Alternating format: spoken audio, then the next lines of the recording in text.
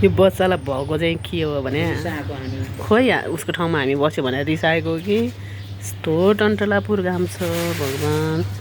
हामी अलस तलस परेका छौँ यहाँ काम गरेर गर्मी भएर यहाँ शीतलमा यसरी बसेका छौँ हामी चाहिँ। यो बच्चा के भएको हो मजाले घाममा गएर सुतेको छ। मिनी ए मिनी रे एन्जल त्यसको नाक छो त ज्वरो आएको छ कि छैन के चाहिँ गर्मी के अरे जाडो भएको होला त यसलाई।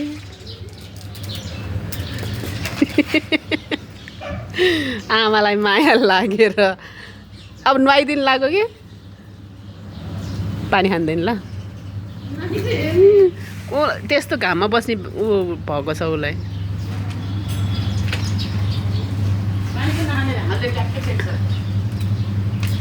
यस्तो त छ